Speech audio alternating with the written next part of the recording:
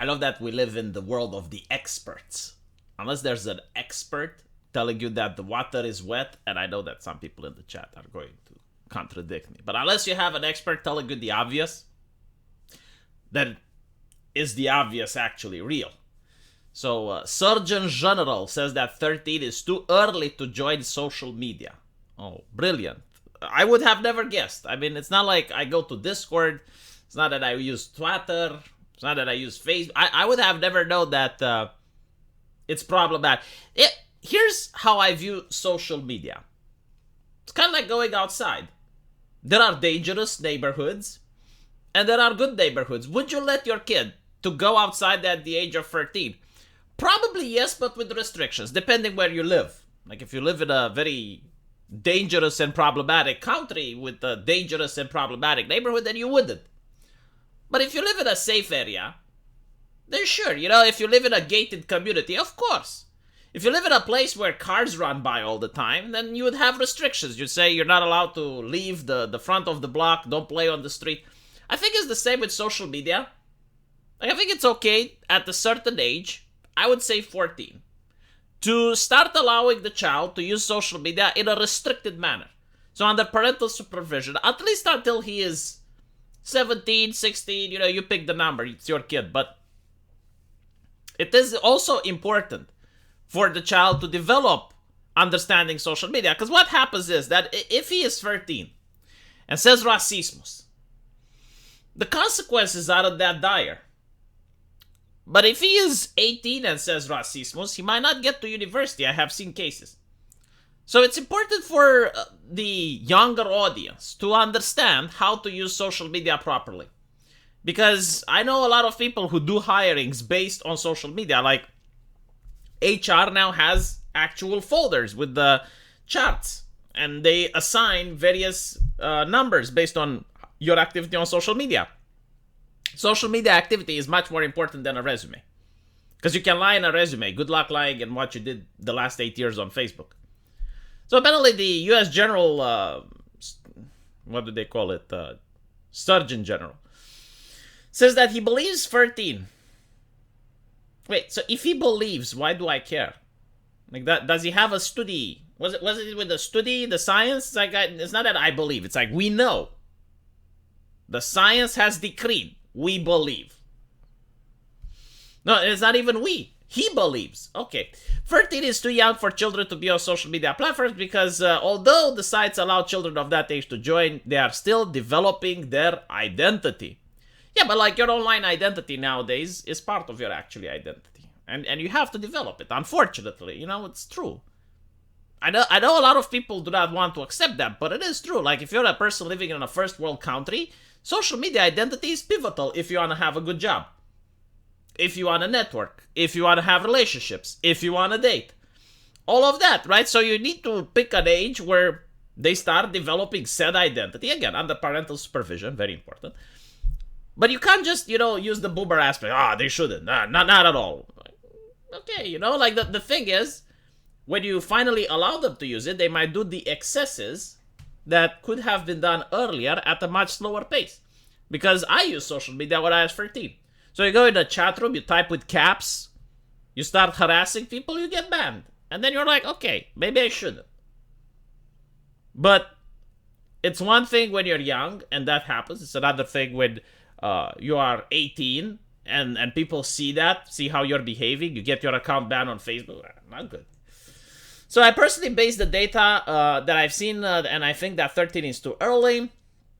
It's a time to be really important for us to be thoughtful about what's going on and how they think about their own self-worth and their relationships.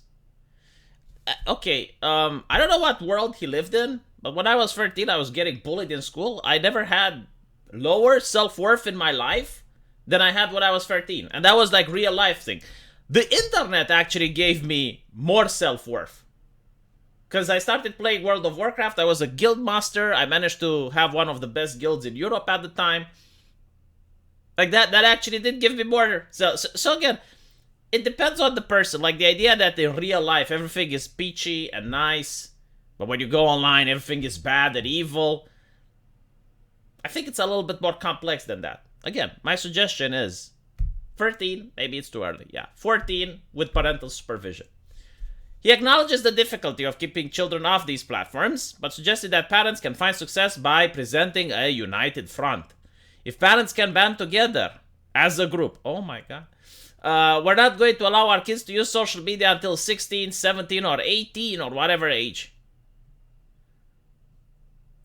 Don't get exposed to harm. Man, again, the beatings that I took in high school from getting bullied, those were harm. I never got beaten on the internet. According to a study, there we go. JAMA Pediatrics, students who checked social media more regularly displayed greater neural sensitivity in certain parts of the brain, making their brains more sensitive to social consequences over time. What the fuck does that even mean? Psychiatrists say that they have pointed the phenomenon for years. Stacy, who works primarily with teenagers and college students, previously told CNN using social media releases a dopamine drug in the brain. Oh my, like literally every pleasurable activity releases a dopamine drug. You know, I'm willing to bet if you go out at 16 and you play soccer, you probably have that dopamine dump. If you're a girl and you go shopping and you buy that expensive dress, you probably get a dopamine dump.